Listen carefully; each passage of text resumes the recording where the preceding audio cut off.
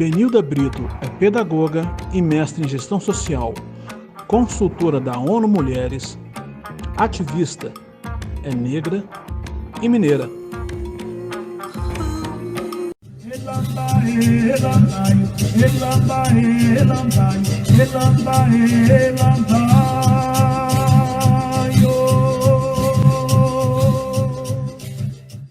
Ela é ativista negra e feminista, pedagoga, mestre em gestão social e administração pela Universidade Federal da Bahia, a UFBA.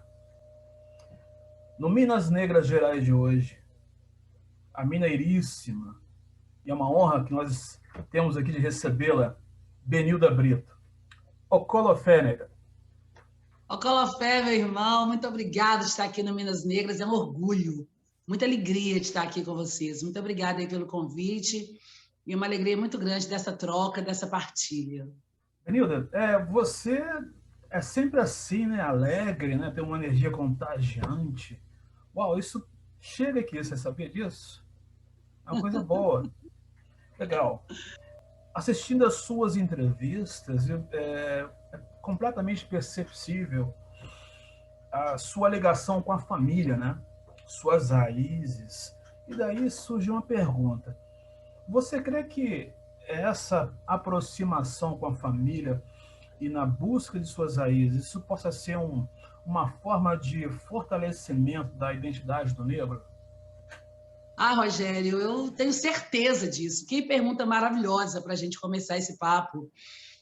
Eu costumo me apresentar assim, né? Eu sou Benilda, eu sou neta da dona Benigna, eu sou filha da dona Zaira, eu sou mãe do Adaê Abaré, do Alaê Mirá, da Ayana Odara, sou avó do Enan Miguel, sou uma mulher de axé, eu sou de Ançã, eu sou uma mulher lésbica, feminista, negra. Então, assim, essas identidades todas, que eu tenho orgulho de dizer de que lugar que é que eu falo, de onde que eu venho, aprendi com vovó.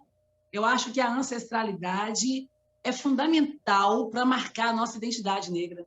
Um povo, tem um ditado africano que fala que se você não sabe para onde é que você vai, você pelo menos precisa saber de onde é que você veio. Então, assim, a minha avó é de Minas Gerais. Minha avó é lá do açude, da Serra do Cipó. Nasceu em 1914, então eu sou sobrinha de Dona Mercedes, de tia Vilma, tia Vavá, de Maria Geralda. É um povo que acolheu e fez uma história. Eu sou uma mulher quilombola, com muito orgulho de carregar essa identidade. Eu acho que essa identidade é que faz a gente levantar a cabeça e falar de que lugar que a gente vem, o que é que nós somos, que a gente nasce com uma identidade e vai assumindo outras identidades ao longo da vida. E quem me ensinou isso foi vovó. Eu sou neta criada com vovó. Minha avó nasceu no açude e mudou para Belo Horizonte, onde ela teve a mamãe. E ela fugiu do meu avô, que ela não queria se casar com ele. A minha avó falava que ela nasceu para ser mãe, não para ser esposa. Depois eu aprendi no movimento feminista que isso aí significa direitos sexuais e reprodutivos. Mas a minha avó nem falava isso. A minha avó era uma feminista negra que ela praticava o feminismo. E ela foi trabalhar em casa de família em Belo Horizonte. Quando meu avô descobriu uma casa, ela fugia para outra, porque ela queria criar minha mãe sozinha. Minha avó era mãe solo. E aí criou uma mãe, então ela morou. A mamãe se casou com meu pai e a vovó sempre morou com a gente. Eu fui a neta, sou ainda, minha avó já foi por um, mas eu sou a neta predileta que dormia com ela. Meus irmãos morrem de raiva quando eu falo isso. A gente vai publicar. Edita isso, por favor. Eu dormia com a vovó. A vovó me levava para a igreja. Então, assim, eu sou a neta que sei rezar 7 tipos de texto, porque a vovó era católica, apostólica romana. Eu sei rezar o ofício ladainha e coroei Nossa Senhora Aparecida. Em Minas Gerais, a gente sabe a importância disso. Olha, eu tenho 53 anos. Naquele tempo que eu era criança, ninguém fazia. Anjo negro não existia. A vovó brigava, minha neta vai botar coroa. A gente que era anjo negro só jogava flor, no máximo uma palma que ia coroar Nossa Senhora. O sonho da gente era colocar coroa. Então, a minha avó me empoderou, minha neta vai botar coroa, que a vovó participava da igreja. Então, isso tudo foi empoderando a gente. Então, eu tenho certeza, a família é fundamental para a afirmação das nossas identidades. Eu faço isso com meus filhos têm nomes africanos. Adaê significa sol nascente. Alaie, possuidor de vida, Ayana, flor de formosura. Todos os nomes de reis e rainhas africanos, eles sabem que a nossa história não começa aqui na escravidão, mas nós viemos de um continente, fomos trazidos, forçados, de um continente que tem um monte de gente que pensa, que é inteligente. Não é verdade o que a gente aprende na escola, que a gente é pego a laço, tem um tanto de preto pelado no meio da selva, que a África é isso. Mentira! Então, quando a gente descobre o poder que a gente tem, é mais fácil afirmar a nossa identidade. A gente descobre que esse povo, a escravidão, foi o quê? Um sequestro de cabeças pensantes. Ou a gente anda por Ouro Preto, Tiradentes, Mariana, Congonhas, a gente vê aquelas decorações, aquelas cidades históricas. Quem construiu aquilo foi o nosso povo, gente. A gente tem que ter orgulho deles. São Eles João não del tinham Rei. faculdade de engenharia, não é? Então, é isso, eu acho que a gente precisa, São João del Rei, a gente precisa entender isso. A história contou uma história mentirosa. E a história mentirosa é o que nega a nossa identidade. Então, eu costumo falar, Rogério, que se a maior armadilha do racismo é a negação da nossa identidade, a melhor forma de enfrentar o racismo, de combater o racismo, é a afirmação da nossa identidade. Então, o orgulho de ser negro, de ser negra, e é tão bacana quando a gente tem essa identidade. Para você ter uma ideia, Rogério, eu fui a primeira que essa volta do cabelo Black Power, eu fui a primeira a usar nessa nova geração na cidade. Você imagina quando eu passava na rua. Aí você imagina quando eu saí com o meu primeiro turbante bem armado, bem grande, né, na rua, como o povo olhava. Porque você vê lenço. Lenço você vê as pessoas andando de lenço, né? Mas o turbante todo grande, armado, não. As pessoas olhavam e eu, como eu não ligo, todos mais eles olhavam, falavam, oh, nossa. Ah, eu empinava e levantava minha coroa e pronto. Que a gente passa pela rua, a gente nem se conhece. Você deve ter vivido isso milhões de vezes. Eu vivo isso toda hora. Mas o negro, outro negro, encontra, a gente balança a cabeça, tipo assim, Ou então daquela olhada, assim, né? Não é? Aquela olhadinha discreta, a gente, tipo assim, tá firme, meu irmão, tá segurando, é isso aí, porque a gente se identifica. Então, acho que a belezura, a boniteza, a delícia de ser negra, quando a gente conhece a história da gente, e a família, eu não tenho dúvida, ela é fundamental nessa descoberta. Ela é fundamental na afirmação dessa identidade. Uma família que cresce, empoderando sua criança, valorizando a família, e depois da família a escola. Mas a família é a primeira. Eu tenho dito muito nos lugares onde eu vou, que eu tenho perguntado muito, eu sou avó, meu neto tem 9 anos, Renan Miguel, Renan também é um nome africano, significa enviado por Deus. Eu tenho perguntado muito às pessoas para quando eu vou fazer palestra, dar curso, o que você está fazendo para ensinar o seu neto branco a conviver com o meu neto negro? O que você está fazendo para o seu neto não naturalizar o racismo? O que você, o avô e a avó branco, estão fazendo para entender esse lugar de luta e ser antirracista? Para que meu neto consiga usufruir de uma sociedade. Talvez, pela primeira vez, eu possa experimentar uma possibilidade de viver numa sociedade livre de racismo, sabe? Eu tenho feito muito essa pergunta e eu tenho empoderado muito meu neto para isso. Acho que isso é fundamental. Sem dúvida, sem dúvida. Você fala sempre da sua avó, né, nas entrevistas, assim, parece que ela foi uma luz guia para você, em todos os sentidos, né? É muito bonito isso, muito bacana. Ela foi e é, viu, Rogério? Ela foi e é. Ela foi e é, ela com certeza. Está aqui nesse mundo aqui, mas tem um ditado também africano que fala que a pessoa só morre quando ela é esquecida. Então, assim, vovó e mamãe, sem chance de morrer, elas estão muito vivas no nosso cotidiano. Mais vivas do que pensamos, né? Muito mais, né? A gente não anda só, né, Rogério? A gente não anda só, né? Verdade, verdade. Interessante. Olha só, antes da gente começar a gravar, você estava falando do termo afrografias, né? Um projeto de vocês aí. Explica pra gente sobre as afrografias e como é que ela pode influenciar a integração entre as comunidades negras. Então, afrografia é um termo que a gente pediu emprestado à professora Leda Martins, da Universidade Federal de Minas Gerais. Ela publicou esse livro que eu recomendo para todo mundo, embora esteja esgotado, e tomara que a gente consiga pressionar para ter outras edições. mas ela escreveu um livro chamado Afrografias da Memória. A professora Leda, que é uma mulher negra sensacional, de guardas de congados, de tradições, né, de comunidades tradicionais. Salve Maria para ela, eu aprendo muito com a professora Leda.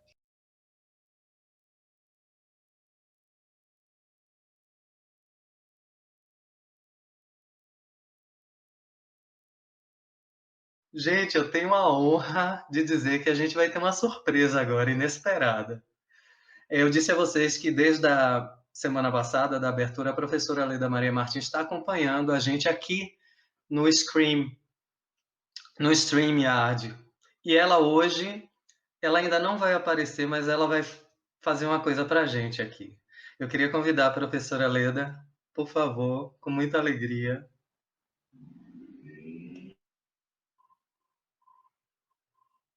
Seu microfone está mutado, professora Leda. E agora? Agora está Me ótimo. ouve? Sim. Meus amores, eu estou muito emocionada. Então, com licença, com licença, entre tambores e gunga, ai, ai, venho pedir sua bênção. Oi, com licença, oi, com licença, entre tambores e gunga, ai, ai, ai, venho pedir sua bênção. Moçambiqueiro, na beira do mar. Ela usou essa expressão, ela criou essa expressão afrografias, que significa a nossa luta e a nossa identidade. A professora Leda vai dizer que na cultura negra, embora muita gente tenha dito que a gente era um povo iletrado, que não sabia ler, não sabia escrever, que a gente era um povo ignorante, isso eles inventaram para justificar o racismo, né? Essa hierarquia de quem pode mais brancos e quem não pode somos nós, negros. A professora Leda vai dizer que não, que nós somos um povo muito inteligente, que a gente é um povo de uma afirmação de identidade que passa também pela grafia, porque nós somos um povo de oralidade, mas também de escrita, de cálculos matemáticos. Imagine, uma das 7 maravilhas do mundo são as pirâmides do Egito. Muita gente não sabe que o Egito está na África. E como é que aqueles cálculos matemáticos perfeitos para construir as pirâmides, a primeira cirurgia de transplante, a primeira cesariana, então, vários invenções patenteadas há milhões de anos atrás, foram no continente africano. Então, a professora Leda vai dizer, sim, tem todo esse conhecimento formal, mas tem um processo que é fundamental, que é a nossa identidade. Afrografias são as formas que você expressa nas grafias a sua africanidade. E aí não precisa de ser só pela escrita, mas pode ser pela música, pela dança, pela estética, pelas nossas estampas. Agora mesmo, eu estou usando aqui um brinco de Xangô, eu sou de Ançã de Xangô, então estou aqui em homenagem ao meu pai, Caô Cabecinha, estou aqui em homenagem a ele, eu uso meu cabelo crespo, porque é o meu cabelo, que é do meu povo, é da minha história, eu uso minhas roupas africanas estampadas, porque... Então ela vai dizer que tudo isso é um processo de identidade. Sim. Tudo isso é uma forma de dizer quem nós somos, é afrografias, então através da grafia corporal, da dança, da música, do movimento, da estética, a gente reafirma a identidade. Neuza Santos foi uma psicanalista muito importante na história aqui do Brasil, uma escritora que escreveu um best-seller sensacional, que eu recomendo, que é o Tornar-se Negro. Ela vai dizer que a gente não nasce negro, a gente torna-se negro. Então, tornar negro é quando você toma consciência da sua identidade negra. O que a senhora acha que mudou? Eu acho que mudou muita coisa. Mudou para melhor. Eu acho que os movimentos negros, eles podem festejar. Os movimentos negros, e nós, como os negros no modo geral, conquistamos muita coisa. Tem muito a conquistar, tem muito por vir. Por exemplo, o fato de o negro hoje se colocar como uma questão candente, ele é uma questão, ele fala de si, ele coloca a sociedade inteira para falar de si, isso é um avanço. Então, uma das coisas que eu acho que tem valor, digamos assim, do que eu escrevi, que continua assinando embaixo, é o fato de que esse livro foi escrito a partir de histórias de vidas de negros. Quer dizer, as pessoas, sobretudo, falaram. Eu falei a partir do que elas falaram. Então, isso é interessante, digamos assim, naquela época se falava em dar a voz. Hoje não cabe mais isso. Hoje, cada um de nós toma a voz, levanta a voz. Isso, digamos assim, é um avanço fabuloso, né? E, sobretudo, eu, que sou psicanalista, fico muito contente com essa coisa de que o outro possa falar, né? O meu trabalho é sobre tudo isso, né? Criar condições para que cada um afirme sua fala. Então, em termos coletivos, a partir dos movimentos negros, da luta negra, o negro conquistou isso. Isso é festa, isso é para festejar. Quando você afirma essa identidade, então ela vai dizer, olha, tem um processo, ninguém dorme e acorda com vontade de ser negro. Pelo contrário, a gente aprende que não é legal ser negro. A gente quer negar a nossa negritude, porque tudo que é negro é ruim. Estou com uma fome negra, veio uma nuvem negra, o tempo está negro, um buraco negro, então ninguém quer ser negro. Aí ela vai dizer que a formação da identidade é quando a gente descobre a delícia e a importância do que é ser negro. Então, Neuza vai dizer tornar-se negro. E a professora Leda Martins vai completar o pensamento de Neuza Santos, dizendo que quando a gente torna-se negro, a gente expressa a negritude através do que a gente quiser. A gente tem uma marca negroide que não vai sair da gente, que é o orgulho de ser negro. Eu acho que as duas se completam bem aí para a gente entender o que são essas afrografias. Então, a capoeira é uma afrografia, o samba, o congado, o terreiro de candomblé, de umbanda, as religiões de matriz africanas, o nosso cabelo rap, a música, a dança, tudo isso são afrografias, né? São formas da gente viver e sentir e manifestar a partir da nossa identidade. Então, a gente fala muito essa expressão para tornar, né, mais popular, para que as pessoas se empoderem dela também e consigam sair reafirmando com muito orgulho negra a sua afrografia. Obrigada, professora Leda. Tenho aprendido muito com ela. Uau! Eu preciso conhecê-la também. Ela tem que estar aqui, viu? Ah, ela tem que estar aqui sim, no sim. Teve um tempo... você morou em Angola, não morou? Não, eu fiz o mestrado em Angola, minha residência social foi em Angola. Como é que foi essa Eu fiquei experiência 2 meses em Angola, só, infelizmente, 2 meses. Eu gostaria de ficar mais. 2 meses? Mas eu fiquei 2 meses quando eu fazia o mestrado na UFBA, e um dos pontos do mestrado no momento é fazer a residência social em algum país. Então, eu escolhi o continente africano, fui eu, George, um companheiro também, um querido irmão, que fez o mestrado comigo, e nós fomos para Angola. Aí eu pude ficar lá 2 meses, vivendo, aprendendo, emocionada, feliz, trocando, reafirmando minha identidade negra em Angola. Uau! E você se identificou bastante com os angolanos? Demais, Rogério, uma sensação impressionante, porque a escravidão foi um processo de muita violência, de misturar os povos, né? Eu costumo falar que não é África, são Áfricas, um continente com mais de 56 países, são Áfricas, então eles misturaram tudo para enfraquecer a gente.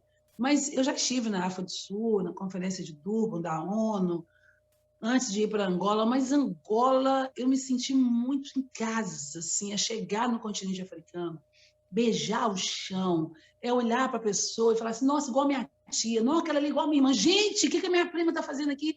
Meu Deus, é muita coisa assim, né? E a comida, e a alegria, as dificuldades, os desafios, a pobreza também, que não é diferente de várias regiões. O Vale de Jequitinhonha, por exemplo, a gente vive situações extremas de pobreza em Minas, como a gente vive também em Angola e outros lugares do mundo, porque o racismo, independente dos limites geográficos, ele se faz muito presente das mesmas formas. Então, muita violação de direitos, muita fome, mas também muita identidade, muita alegria de estar junto, muita solidariedade, muito companheirismo. Eu me senti em casa, e aí eu me lembro que as mulheres brincavam comigo, a gente não tinha grana, né? Estudante, a gente foi trocando permutas. Eu dei aula na universidade lá, de graça, em troca de moradia na casa dos padres salesianos. E eu ajudava na cozinha, dava aula e ajudava na cozinha, e era um seminário. Você está dizendo que os padres salesianos cobravam por Não, eles não hospedagem? cobravam, pelo contrário. Bom, pô. Como a gente não tinha dinheiro para pagar hospedagem em nenhum outro Sim, lugar, mas a gente ofereceu para ficar com eles e, em troca, a gente ofereceu alguma coisa que pudesse ajudar, que é muita pobreza. Aliás, os salesianos são, inclusive, muito respeitados em Angola. Porque durante as guerras, muitas igrejas fecharam a porta, muitas congregações, inclusive católicas, foram embora do continente africano. Mas os salesianos permaneceram, inclusive esconderam muita gente, abrigou muita gente. Então, as pessoas têm um carinho muito grande pelos salesianos. E como eu já dava consultoria para os salesianos em Belo Horizonte, o padre fez a ponte com o outro padre de lá. Falou, olha, Benilda é uma irmã, ela precisa estudar, não tem como pagar, porque, pasmem vocês, né? Palancas, a região que eu fiquei, é colada em Luanda. Luanda, ela mede qual IDH é mais caro, qual IDH é melhor, qual capital é mais cara. É Luanda e aquela cheia de luzes, aquela chique cheia de vidro, como é que chama? Que é americana? Esqueci agora. Vou lembrar. São duas potências imensas, uma no continente africano. Gente, Dubai. Então, Luanda compete com Dubai, para ver qual que é mais caro. Imagine, porque as pessoas acham que a África é pobreza. Não. Angola é cheia de minas de diamante, só que está na mão de poucas pessoas. Né? Tá na mão, você tem carros em Angola que você nunca viu aqui no Brasil. E, ao mesmo tempo que você tem aqueles carros famosos, você tem ruas sem saneamento básico e as pessoas sobreviventes das guerras, sem braço, sem perna, pedindo esmola. É uma contradição gritante.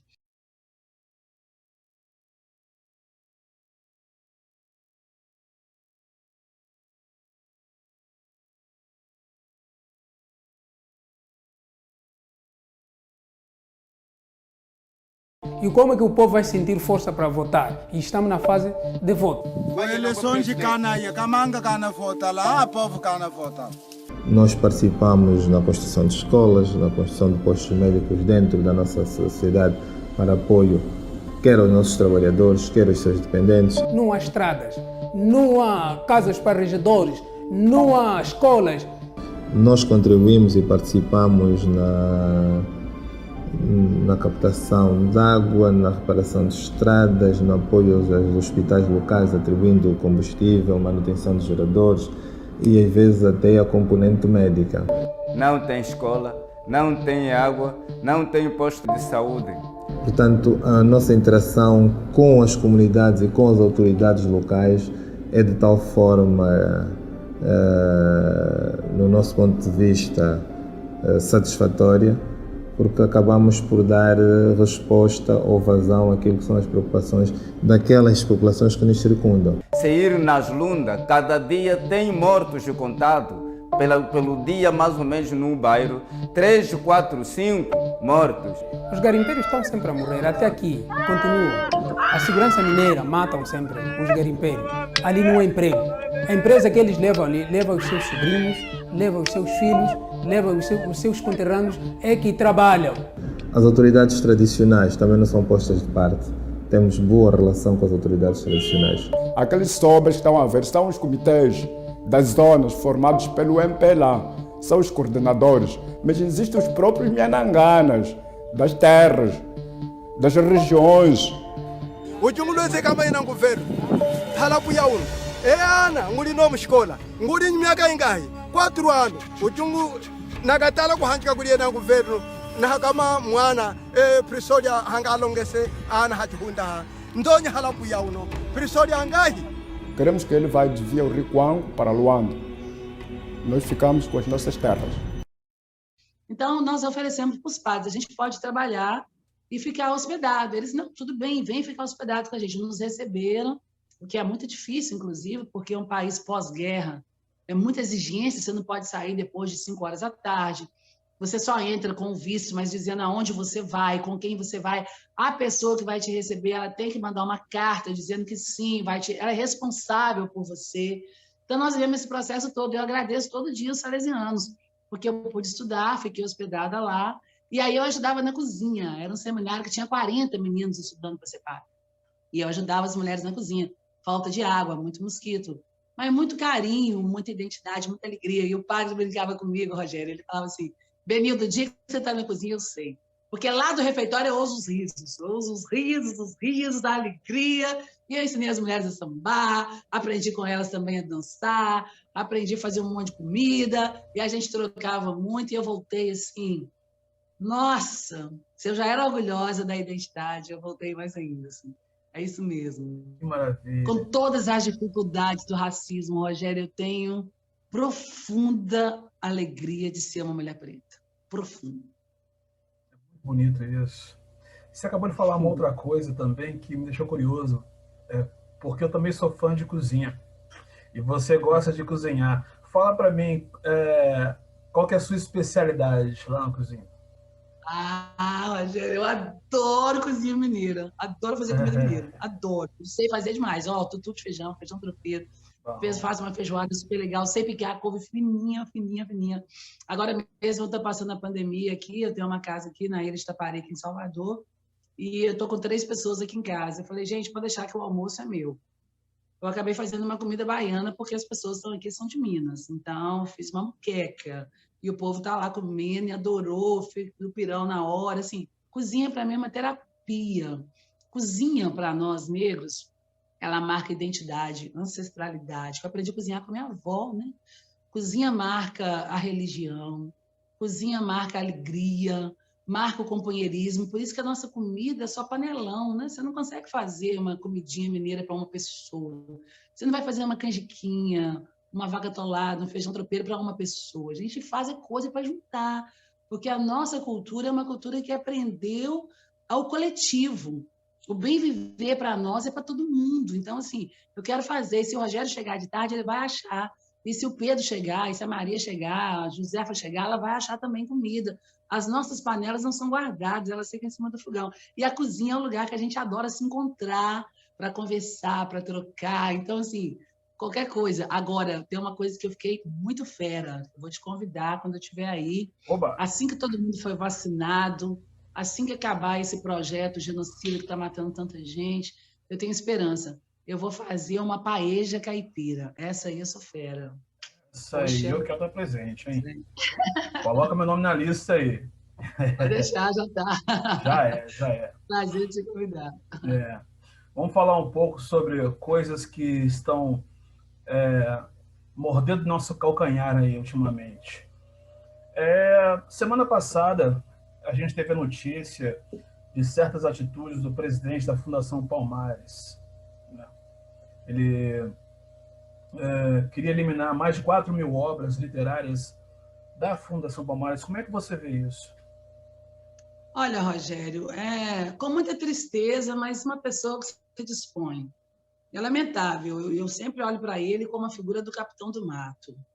Uma pessoa que é usada para se parecer fisicamente com a gente negro, mas é usada para violência, para o massacre, para a negação, para o desejo dos brancos, né? Para as pessoas racistas. Então, esse moço, que eu me recuso, inclusive, a repetir o nome, faz parte de um projeto genocida e está sendo extremamente usado.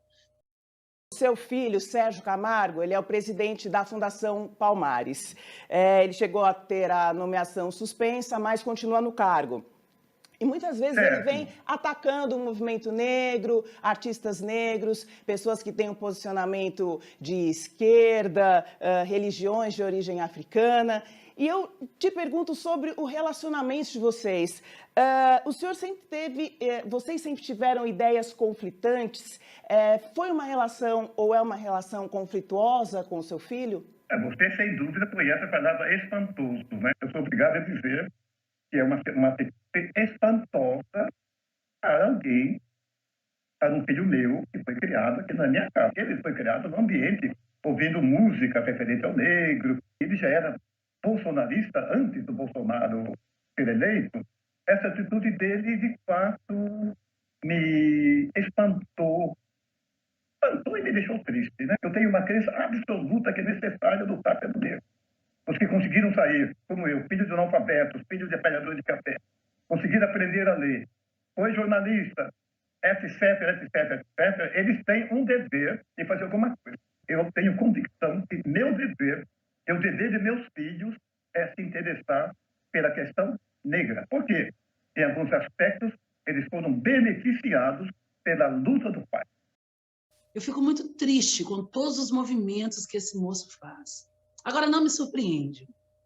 Nesse governo fascista, nesse governo de ódio, que estimula o ódio, que estimula o racismo, que estimula a desigualdade social, que nega os direitos sociais, que tem um projeto mesmo, porque a professora Sueli Carneiro, filósofa negra de São Paulo, militante, minha amiga, minha mestra, ela fala muito isso. Quando as mesmas violências recaem sobre o mesmo grupo social, que tem as mesmas características, ou seja, todo mundo que tem a pele preta, o cabelo duro e o nariz chato, não tem saneamento, não tem acesso à saúde, não tem acesso à escola, não tem emprego, não tem carteira assinada, mora na favela, quando todas as violências recaem para o mesmo grupo, isso não é coincidência, isso é um projeto.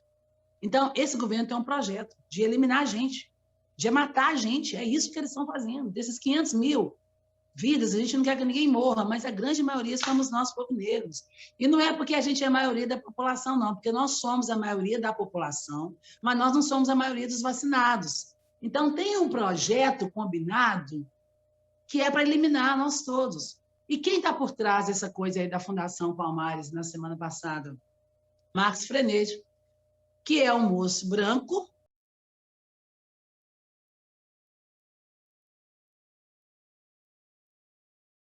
Vamos falar sobre o que vocês encontraram nessa instituição, nessa fundação que é tão importante aí.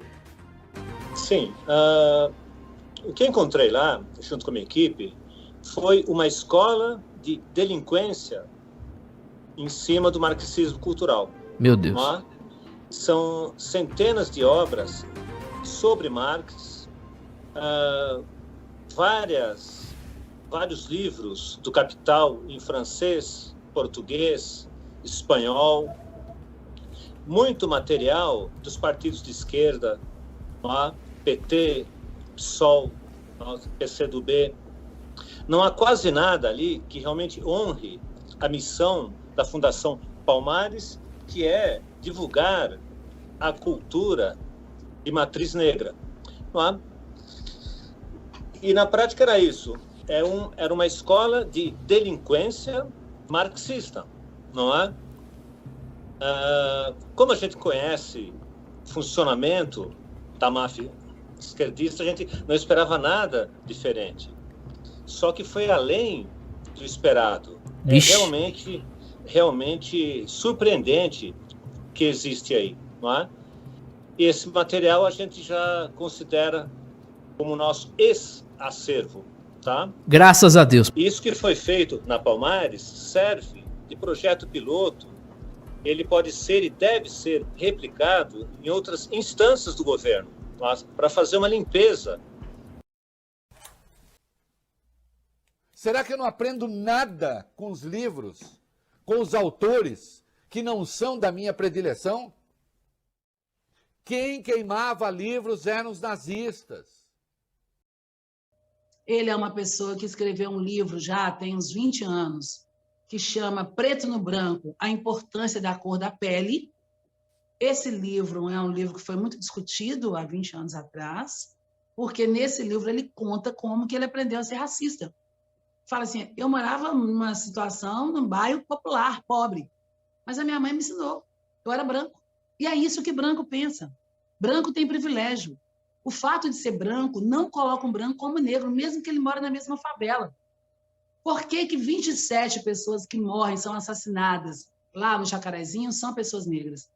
Não tem branco morando lá, não? Tem, mas o alvo é a população negra. Então, o Marcos Frenet escreve isso, e ele escreve mais, que o livro dele devia ser o primeiro a ser queimado. Ele escreve que a experiência de um homem branco, muitas vezes, ao se relacionar sexualmente com uma mulher negra, é uma sensação de zoofilia. Zoofilia, para muita gente que não sabe, é a relação sexual com animais. Então, o livro é assim, eu comprei, li, porque a gente precisa entender esse pensamento branco. Por que essas pessoas olham para a gente? Claro. Por que é tão odioso? Por que é tão odioso essa relação dos índios, das comunidades indígenas? Tem uma relação terrível de violência também, mas eles têm uma relação de tutela. Coitadinho, como se índio não pensasse, como se índio não soubesse, como se as comunidades indígenas precisassem de ser tuteladas. É uma violência também. Mas a violência com o povo negro é de ódio. O que eles querem com a gente é uma violência odiosa, é de nojo. O racismo é isso. Então, o que ele escreve é isso.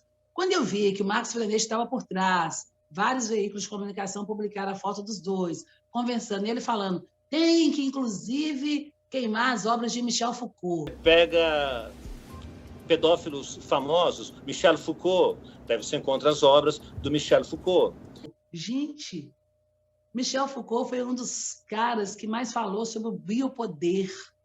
O que é biopoder? Bio é a vida. Poder, o poder da vida.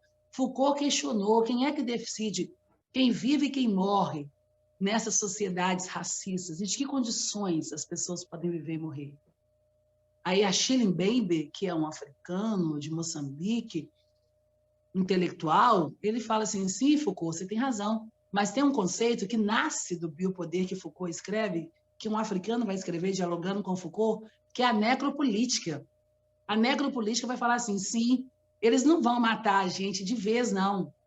Tem muito a ver com o biopoder, mas eles vão criar formas para manter mortos vivos, que é o quê? É o auxílio emergencial. Alguém que pensa que uma família vive com R$170, que é o quê? Não ter políticas de ações afirmativas, que é o quê? Não dar emprego para o preto, não dar oportunidade, que é o quê? Alimentar o racismo estrutural. Então, a Achille Mbembe vai dizer que eles vão criar formas de manter pessoas sobrevivendo, não vivendo, sobrevivendo em péssimas condições. E a Achille Mbembe vai mostrar quem são essas pessoas, comunidades indígenas, juventude negra e mulheres negras, principalmente. Então, o que esse moço da Fundação Palmares está fazendo? Ele está alimentando esse projeto genocida. O objetivo deles é esse. Só que ele não entendeu o enredo do samba. Ele não entendeu que ele é um cara preto. E que na hora que o racismo grita, ele também vai estar aí perdido, porque ele também pode ser alvo de qualquer coisa.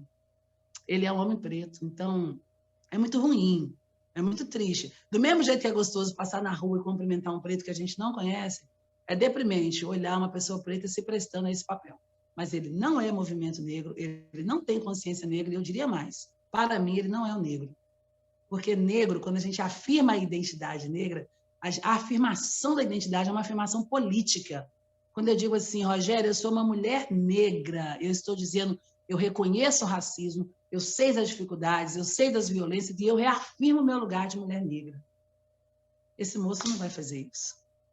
Mas ele pode sofrer as consequências todas de ser um homem negro, principalmente alienado. É muito triste. Não nos representa. Ponto. Oi? Não nos representa. De jeito nenhum, mas não mesmo, nunca. Ainda não acabou?